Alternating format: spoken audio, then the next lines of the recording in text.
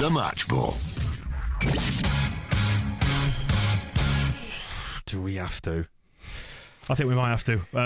Welcome to the Match Ball. It's brought to you with Levi's Solicitors. 10% off your legal fees at levisolicitors.co.uk/the square ball. Dan, Michael and Moscow with you here on the live stream for the YouTube, on YouTube for the TSB Plus subscribers. Right then, talk to me. Should Heckingbottom go after that performance? Should Warnock go? I don't know. It was not very Bielsa-ish, was it? Worst one under his leadership, you've got to say that as a starting point, haven't you? That was terrible. I mean, 0 shots on target says a lot. Not even there wasn't a shot near target, was there? No. I think there was the Jack Harrison one that got blocked. That looked vaguely promising for about a second. Put some respect on Tyler's name. End of the first half. That one that went at about 5 yards high and wide. It was one though. It was one. It was the first one as well, with 5 minutes before half time. It's one of those sort of broken record things, isn't it? Because we understand, I think, mostly why what's happened today happened, in that we were missing all our good players, basically, and we can't mitigate for that. We were in the weaker formation, playing against 2 forwards, so that always makes us worse, doesn't it? And yet, still, it's not good enough, is it? But, I mean, you say we're without good players, but Rodrigo's meant to be a good player. No, shit, isn't he, though? That's the problem. It turns out he's awful. There's absolutely nothing to suggest he's a good footballer. He's got good skills. No, there have been games. How many times has he tried that little turn on the spin and got caught in possession? So if that's not working, do something else. So that's all I'm suggesting. And for the price that we paid for him, I think we're within our rights to expect better. Would you agree? Well, yes. 22 touches today as well. I looked it up. Right, which isn't many in a full game of football, is it? So I mean, even Forshaw came off the bench, and while he looked like a player who's not played for a couple of years, at least he was involved somewhat. Like he was giving the ball away sometimes, and generally speaking, if he'd have been starting a game and playing like that, I'd have been saying it was pretty awful, to be honest. But the fact he came on and was at least stood in the right place, he was stood in that little hole where no one had been. That hole being midfield. Yeah, the whole of midfield. There was a bit in the first half, in fact, where I think we'd hit a ball forward and someone won a header, and the ball just dropped into an enormous vacuum of space in the middle of the pitch, and it was like, oh, is anyone going to go into that space at any point? It'll be Southampton and then eventually a Southampton player, who, in fairness, they had no one in there either, but eventually someone steps in and was like, oh, okay, if I'm allowed to just have the ball here. And that's the thing with the man-to-man thing. If there's not necessarily anybody like looking for space all the time, is there, when you're in transition like that? Like, you're either stood near your man, marking your man-to-man, or you're not, I guess. But just to finish off the thought about sounding like a broken record, or throwing my pen around, I was going to say it just returns us back to all the same problems we know about. Threadbare squad, we can't accommodate injuries, we can't accommodate the loss of Phillips, all that stuff that we know and we've been complaining about. I say we, I don't mean us necessarily, just us, but everyone as a fan base, all those anxieties that we had throughout the early part of the season. The problem I've got at the minute is we're not getting any better, and you would hope that there'd be some sort of upward trajectory in the season. I mean, we were good against Watford, I will say, but then we were good with our best players, weren't we? And with the best will in the world. Watford are shite. But Southampton... Southampton are shite, but look how easily we dropped down to a very, very low level. I think what was concerning today, we kind of know about the problems of no Rafinha and no Phillips, and that leaves us really weak. But weird things were going on today. Like Jack Harrison had no first touch, and...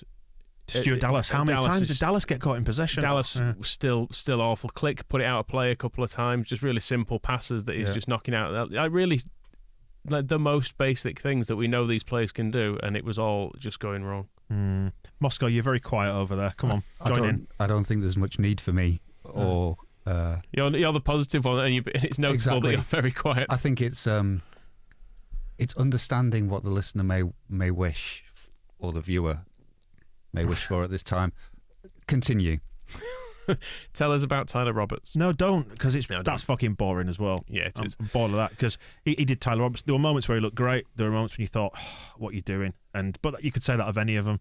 Well, there weren't many moments when I think, but many of them look great. Tyler Roberts, though, is a perfect example of just being the lightning rod for the anxieties that we were talking about, all the stuff that we're lacking, squad depth, quality, people to bring off the bench. It all kind of manifests itself. If you had to put it in human form, it's probably Tyler Roberts, isn't it? I mean, like the fact that with the subs today as well, I know everyone's kind of, it's getting to put Eddie in and play the kids' territory. But even still, the fact that, you're bringing Gelhardt off the bench and Somerville in a Premier League game to try and get back into it doesn't suggest that your squad has a huge amount of depth. But if that's the policy, is to build youth and blood it, then fine. Let's just hope we've got enough to stay in the Premier League, because on today's evidence, we are in a world of trouble.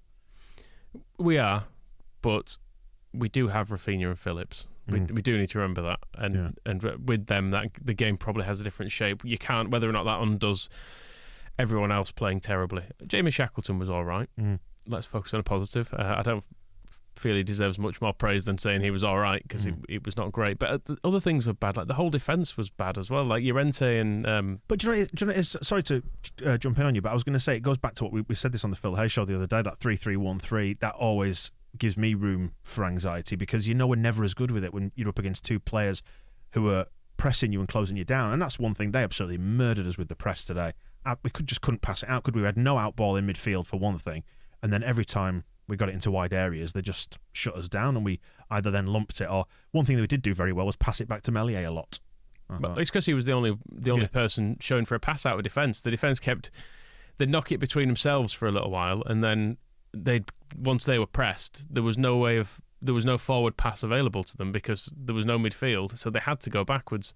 And then by the time it went backwards, the three defenders were all marked, so Meslier had no option but to just twat it up the field. The only positive I can take from today is it's still only mid-October, and we've got lots of games in front of us where we will have Phillips and Rafinha and so on and so forth to dig ourselves out of this hole, because it needs to start happening, and it needs to start happening pretty quickly. Because I was laughing, wasn't I, at the start of the game today, that the follow song, that that's listing basically all the knackered and injured players now, isn't it? Come on, Moscow. This isn't there's only two wheels operating on this tricycle at the minute. Get on board. Yeah, we were terrible. Do you want a butt? Go on. I think the butts are very important, yes. You remember how Southampton play and how they played us against us last season. I wasn't worried at half time, because it's exactly how both games went against them last season, where they made us look diabolical in the first half, particularly at Elland Road. Difference at Elland Road was we came out, scored straight after half time, and won 3-0. And Hasenhüttl has described himself before. He said that he believes the opposite to Bielsa. He predicted about this game. He said it's going to be a horrible match to watch. It's going to be lots of tackles and lots of second balls and mistakes. Well, it was half right, because it was terrible for us to watch. Yeah, but I mean, you should bear in mind, I was reading about them before this game, so it stuck in my mind that they kept Manchester City down to their worst number of shots on target, one in a match since 2017, in their 0-0 draw a few weeks ago. And City in that match could barely get out of their own half. Raheem Sterling played Rodrigo's role and completed, I think he was 16 passes, which I don't know how the passes for Rodrigo or Roberts when they were up there compares. But they do this to teams, and they drew with scum. They were 1-1 with Chelsea until they had Ward-Prowse sent off, and it's very much... But they're not very good, Moscow. They're not very good. No, but they're very good at stopping teams like City, putting ourselves in that bracket, but they're very good at stopping Manchester City. Like they were... They completely perplexed and destroyed Pep Guardiola's game plan. He said as much afterwards that Southampton had had the week to prepare and turned it into a whinge about having to play in the Champions League during the week before then. But yeah, that's the third time Southampton have played like that against us. We've beaten them the two previous times. Today we were worse than the two previous times, but you can't discount the impact that Rafinha would have helped, wouldn't he? I mean, Rafinha made Brazil better this week, so can't say that he wouldn't have made today better. And a Pat Bamford might have helped. A Calvin Phillips could have helped in midfield, although he would probably have been playing as a part of the back three. Firpo, perhaps, because then we have Dallas could have played in midfield and less of the foreshoreness that we had to rely on, and then needing to bring Joffy and Somerville off the bench. I looked at the team when it was announced, though, and thought that's still good enough to win. So the fact that we didn't win isn't good enough. Those are the only things. I didn't think it was good. The only things I would, you don't win a prize. The only things. You do in my heart, Michael, you do. The only things. You've got my respect. Point out is that there was another team on the pitch, and they played the way they play magnificently. Like, they absolutely did it to the utmost, to the best. So well done, Southampton. We're here to tell you how good you were. Great. Well, yeah, I mean, they won the game, so you can't really say they were terrible, can you? LUFC data, Leeds saying that Leeds had a first half XG of 0.01. I think that's a little unfair on Robert's shot. I mean, presumably the XG is taking account of the previous shots that has seen Roberts take there, because he's not ever threatened, has he? Even from closer in. I knew it wasn't going to be a good day when I saw David Coote was the ref. I mean, he was fine, wasn't he? Yeah, but he's just got that face. Can have no complaints about him, to be honest. The bookings all were fair enough. In that first half, as I saw Melier was behind that goal there. He's got the sun in his eyes. Maybe he should have won a baseball cap. It all felt wrong from the get-go. I'm going to blame the sun for that.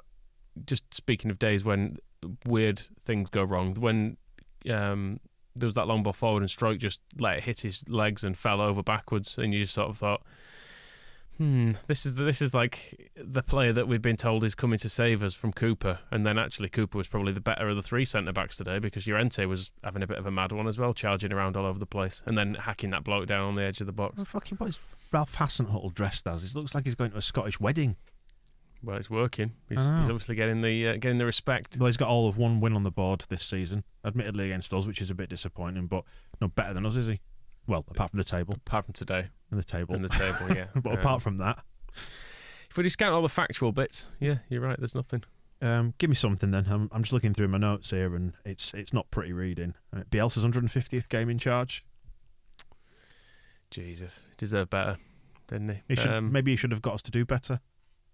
Yeah, I mean, there was that. I mean, going back to the lineup, I did see it and think, oh shit. Yeah. I don't like. But that's the really annoying thing about today. Like, so we were in the car driving here, weren't we, when the lineups were announced? I just picked up Moscow, and I heard the team news, and I thought, oh well, I can pretty much write this one off as an enjoyable day then, on balance of probabilities, because we're just not that good we're not that good in that formation as it is, and when you've got so many blooming. I'm sure you two both arrived saying we were going to win. Yeah, but again, there's no prize for being pessimistic. Tell him, Moscow. I bought a $5 on us to win, so yeah, I thought we'd win, but then I always do. That's a bad habit. Let me have a look then. So I put down 39 minutes, actual chance, which tends to indicate what one-way traffic we were enduring during that game. That was Dan James, wasn't it? But he did us. That. That's when Dan James had that run, but then he put in quite a poor cross, I think. That was not a chance. I've just realised what that was. That was when Dan James ran down the right, and then it ended up with him crossing the ball straight into McCarthy's hands. 25 million well spent. Not a chance. And then that's not a chance. Robert's shot. I don't know if that's an instruction or what you actually did. That's the one when he did it twice towards the end of the first half, when he got the ball and turned and ran, one of them he shot, and he it was, if you want something rather than just the same old gloom, but then admittedly I tried before and you didn't like it. The bit before they scored, we were doing better in the period after half time and before conceding those brief, was it 10 minutes? And it was, they broke from a counter attack just after half time because we were starting to put some pressure on. And in that little spell, Tyler Roberts looked decent and was helping us move forward, because he was the only player who seemed able to turn. Dan James had that one good run that you referenced where he had to hurdle somebody trying to take his legs off after he tackled their right back and then ran forward. Roberts was linking up pretty well. Jackie, I thought, was awful, like summed up by when he took the quick pass to Forshaw late in the second half and just gave it straight to them. But after we had that good 10 minutes, and you can't dress up 10 minutes as anything more than what it is. That's when we started to make the changes. So then Roberts went up front and then obviously had less impacts. He turned into Rodrigo from earlier in the game. So we brought on Gelhardt and moved him back to where he'd been reasonably effective for about 5 minutes, and then that didn't work. So then Somerville came on for him, and they'd all unravelled from there. So the one little bit that was all right for a few minutes when I thought, oh, we could sneak this, but once they'd scored, I mean... Well, yeah, that's, I was going to say 51 minutes, I made the note, Jackie dancing feet, because he had that little chance on the edge of the box. That was the other good bit, yeah. So Jackie was terrible apart from that. Well, he tried to... He did very well. It was a really good block. Yeah, he tried to get through on the left, but was blocked, and then his shot was blocked, so he did get a shot away. It was just a very good block after some good skill. And then we went forward again, 52 minutes, lost possession because it was just shite, wasn't it? That little bit of interplay on the right hand side didn't work. It broke down, and then they just hit us on the break. I would love to see a replay of where Llorente was positionally for that when they hit us on the break, because we only saw him twat into the man right at the end. Then you should take a screenshot of where they were for a lot of the game, because even at 0-0 they had 11 behind the ball, and the whole game was in their half, which is exactly where they like it. So just putting that back into the Southampton were good on their terms ledger, that their game plan of having the whole, it's even, we saw this on WhoScored.com's description of their style of play before the game. They're good at set pieces, that's the thing they're good at, but style of play in their own half and make you no, it's the other way around, play in your half. No, which way? Who have I got? Playing someone's half. Absolutely razor sharp analysis. Play in their own half, that's right, and then you can't get out. No, they play in your half. This has been the best thing about today. Maybe Bielsa's read the same thing and he got confused too. That's it. Wasn't sure what he was doing. They play in the opposition's half. Right. No. I've lost. Shut up. Anyway, Adam Forshaw came on, and that's good. So, I mean, he's still going, isn't he? He didn't get injured, did he? No. Which is good. But I mean, he did some nice bits. Just like you say, was in the game. It was just that. It was just stood where a midfielder needed to be for the entire match. But and also, even though, at moments, looked like he'd been out for 2 years. Yeah, even though he went there and occasionally did a bad job of it, at least there was someone there doing it. Whereas the rest of the game was Llorente and Cooper just looking for someone to pass to, and there being absolutely no one there. And Joffrey came on as well. That's nice. Yeah, he had one really nice touch. He took down a throw in very nicely, kind of turned and then a nice cushion touch. Then I think gave it away. Great. More than Rodrigo did. My notes, you're saying, what else can we talk about? One of my notes simply says Rodrigo Christ, and I don't think that's praise either. Southampton style of play. Oh, great. Control the game in the opposition's half. Right. Did that happen? Yes, because we couldn't get out. Right. Yeah. Because that's pressing, isn't it? Yes. Right. Great. So well done, Who Scored, for being accurate for once. And well done for you for almost remembering what WhoScored.com said. Which is somebody else's research and statistics. Well then, what do we pull from this? I've run out of material now. Normally there was something to talk about, but it's just that's so laughably bad, isn't it? It just, I don't know. I mean, maybe I was saying about being a broken record and the anxieties and stuff. It just, when this keeps happening and we keep milling around down at the bottom here, it's how it's reframing the season. And already I'm not enjoying this season at all. And it's going to have to turn around pretty quickly to just even become comfortable. And I don't like that. It's not what I'm a football fan for. We've had our struggles. Now's our time to have fun. It feels like it's a game that requires a big follow-up. Like, we can't be anything other than excellent, I don't think, in the next game. Otherwise, people are going to start seeing it as a pattern. And that's the thing, isn't it? And you will look at it and you'll go, well, they've only beaten Watford and Watford are awful. Yeah, so that's why. Pressure builds, doesn't it? That's the thing. And this is what happens when you get down here and you go without wins. But, I mean, the other thing is that another win does push you massively up the table still. Yeah, it does. Because there's a lot of shite down here. But, God, it's just not fun, is it, this season at all? It feels like another one. We've just got to get through this. We can get to the summer and then it's another. At what point do we start to enjoy this? I enjoyed it briefly towards the back end of last season. But this is bollocks, isn't it? Just this bit that we can actually go and watch. Just sign a midfielder and we could have all been happier. And I don't know. Yeah, I mean, a midfielder would have helped. I know it's boring. I'm sorry, but it is. Yeah, I'm not sorry, but we do need a midfielder. You're choosing to watch this or listen to this. Yeah, never going to apologise for making the point that's right. But yeah, we have been for ages crying out for another midfielder. Like, what if Calvin did break his leg?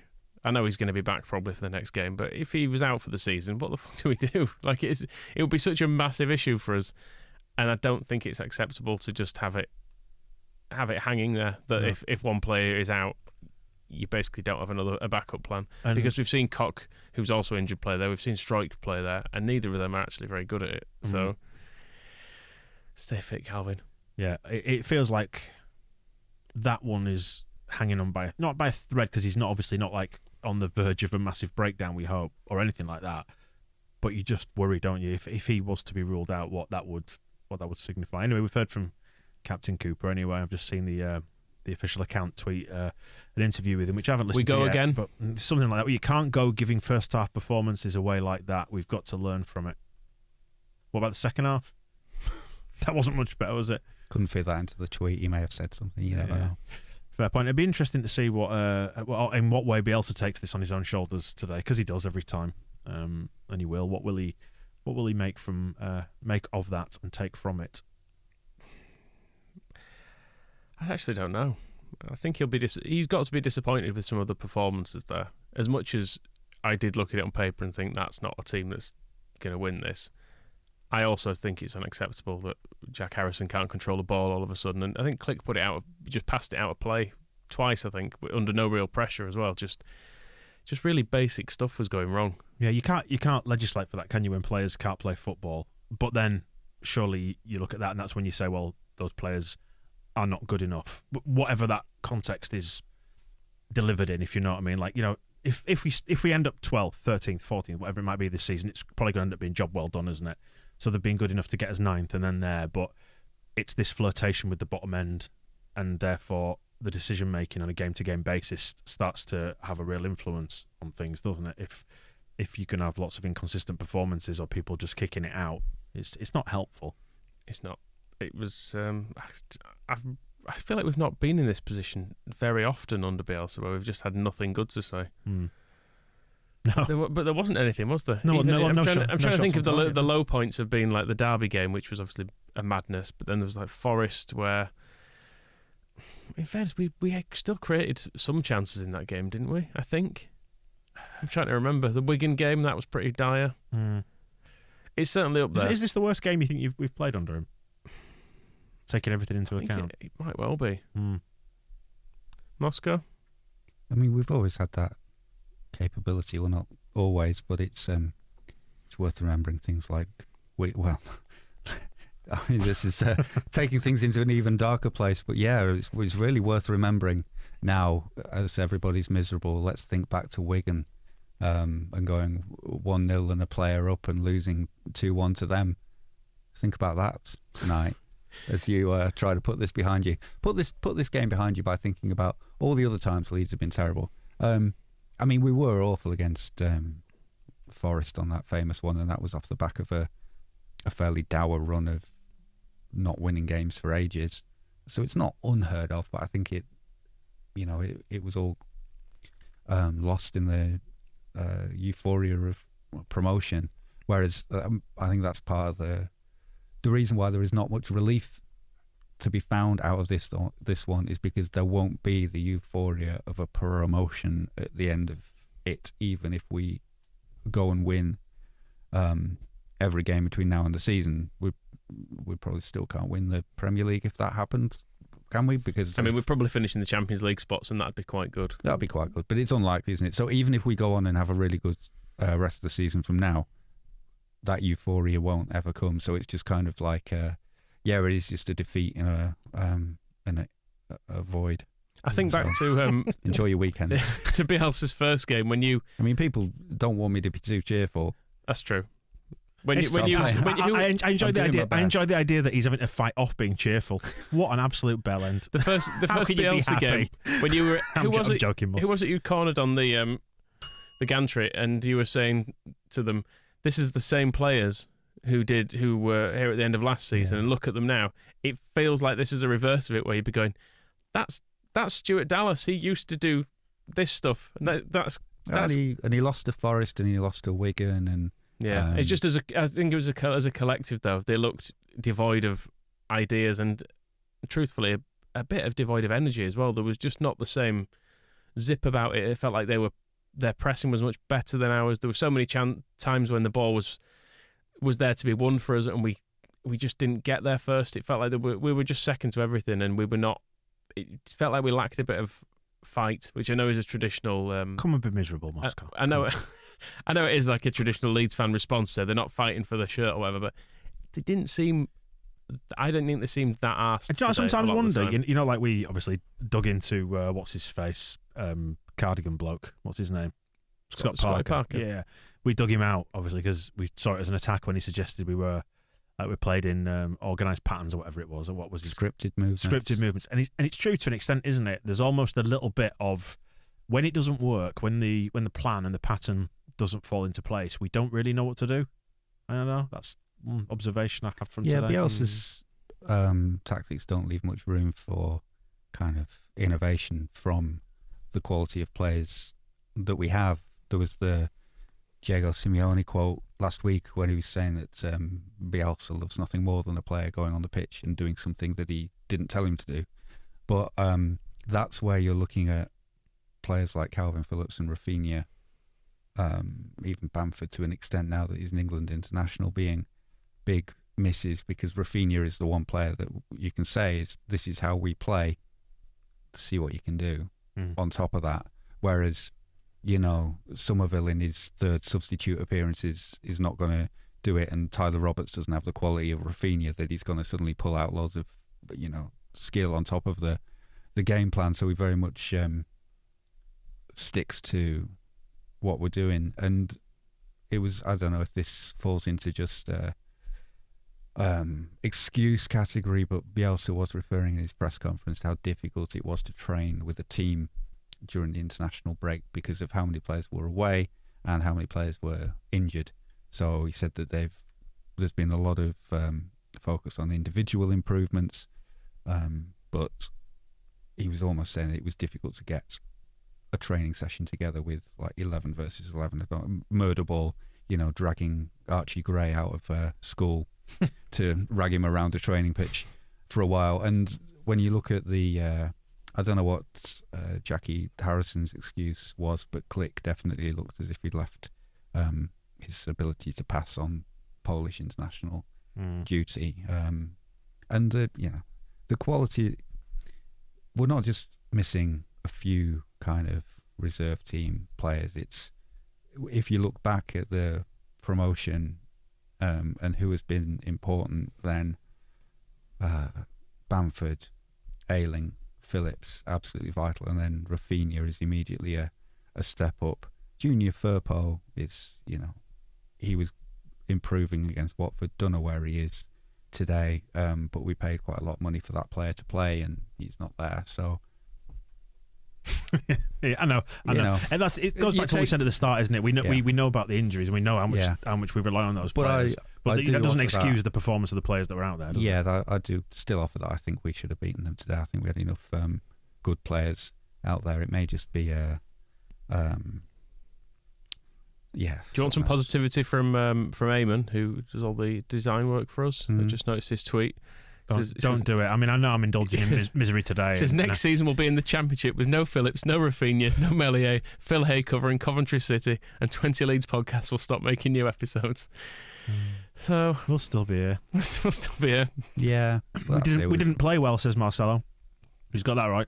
No way. He's a genius, isn't he? But we're just looking at Phillips. Say it in English. Phillips' hip problem, Firpo muscle injury, and Rafinha 15 hours on that plane. What were they doing on that plane? I mean, what?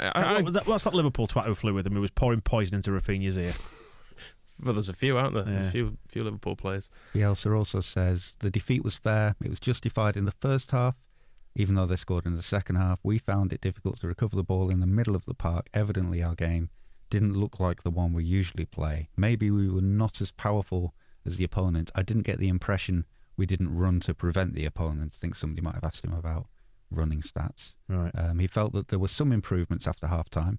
So me and him, and Bielsa are very much in agreement here. For those 7 minutes. He says Tyler Roberts was outstanding. No, he doesn't. It's not that we dominated in that period, but we stopped being dominated in that period. It's all you can hope for in life, isn't it? To just not be dominated for some period. Depends what your kink is, doesn't it? I suppose so. Well, not for me. That's all I'm saying. I didn't enjoy it much. No, it wasn't, was it? No. I'll tell you what. We'll go away. We'll regroup. We'll I have to listen to propaganda's crap when we've lost. I know. It's What so a stupid idea it was rolling that out. It was great fun when we were winning games. And listen to the Hampshire accents. Aye. That'd be nice. So, yeah, there you go. That's the match ball. Done with, isn't it? Back for propaganda. Just go drink yourself into a stupor. Don't do that. No. No, I mean, probably not. You medicate how you choose to medicate, but no, just trying to do it sensibly. Watch a nice film. Yeah. Think about our other terrible defeats. Should we wrap it up there then? Yeah. Let's let people go do something else. Yeah. Thank you for joining us. YouTube and audio apps, and we'll return next week. Propaganda, main show, all the fun of the fair. We'll see you in a bit. The Match Ball.